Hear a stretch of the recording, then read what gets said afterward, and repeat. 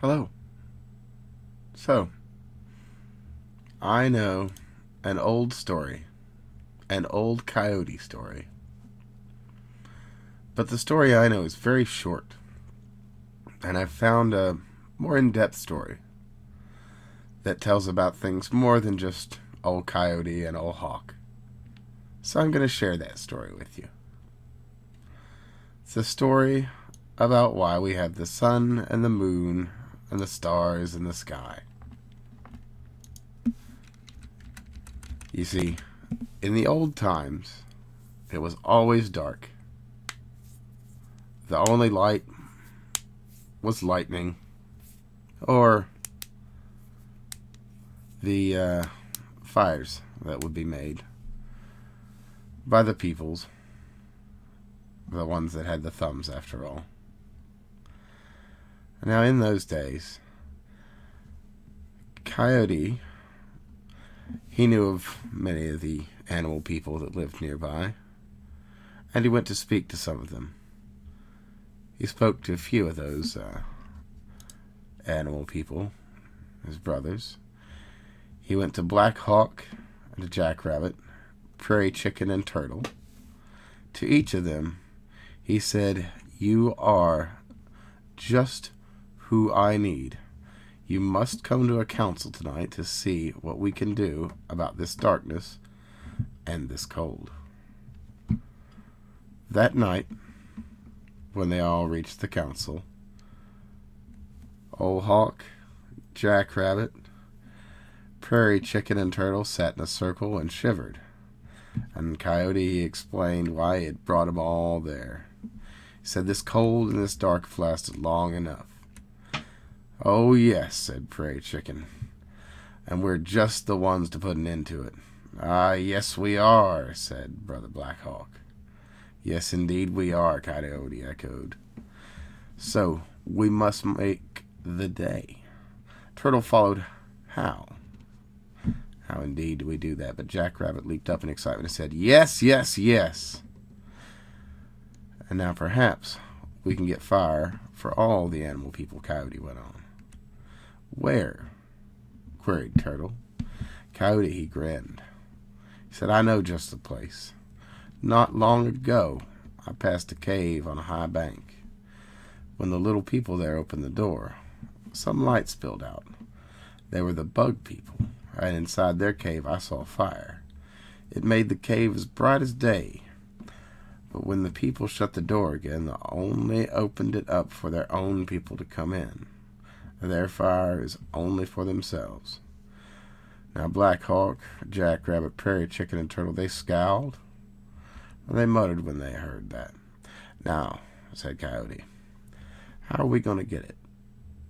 Now Black Hawk and Prairie Chicken, they piped up together. "We can see you have a plan," they said. "You go ahead and tell us."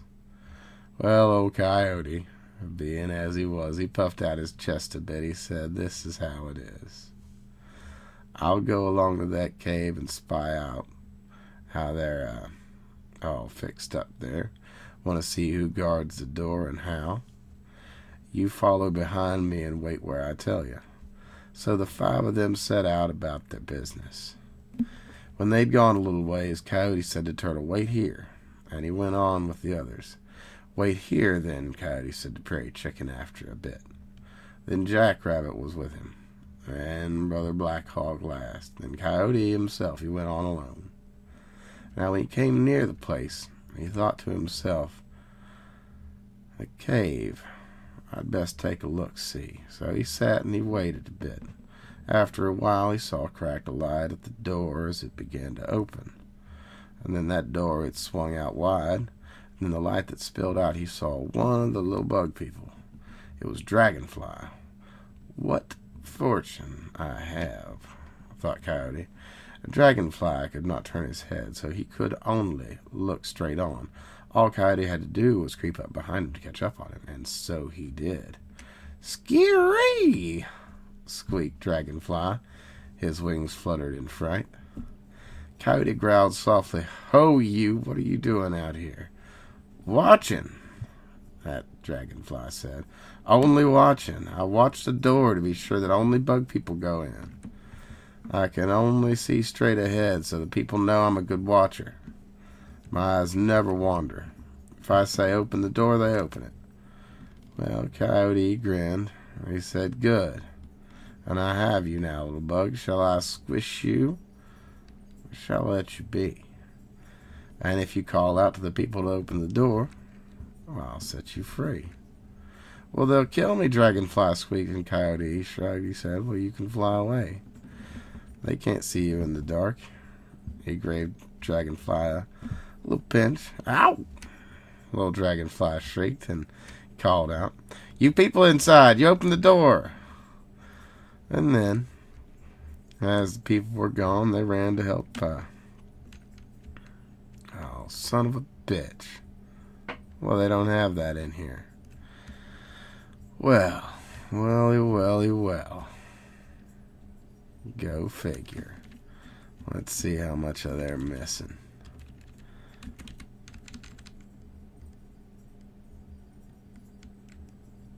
Well, son of a bitch. Guess we're gonna have to scratch this story, and I'll just have to tell you the Coyote story I know about how the sun and the moon and the stars came to be. And we'll just have to play this one by the way I'd heard it from a long, long time ago. And this one's just about old Coyote and old Hawk. And old Coyote, this is of course still in those same dark days.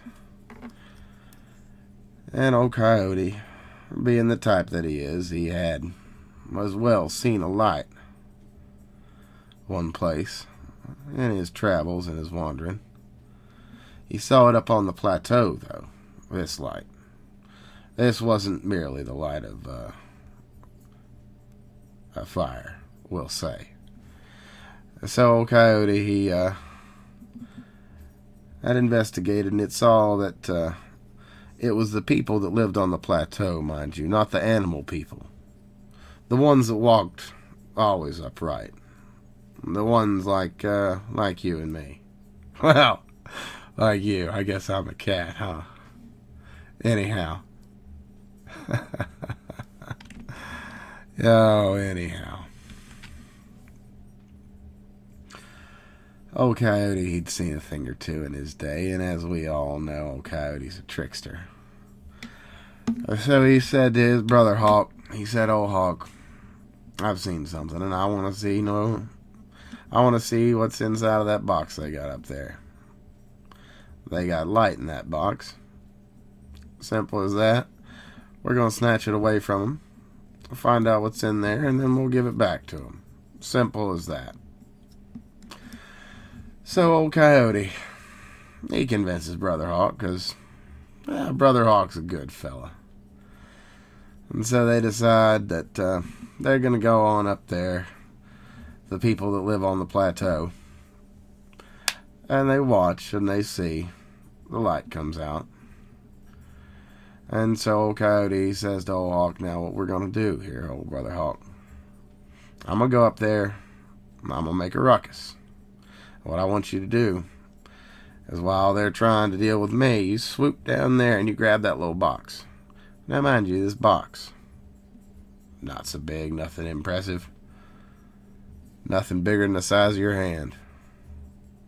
But it was letting out a mighty large amount of light. More than the fire that the people of the plateau danced about.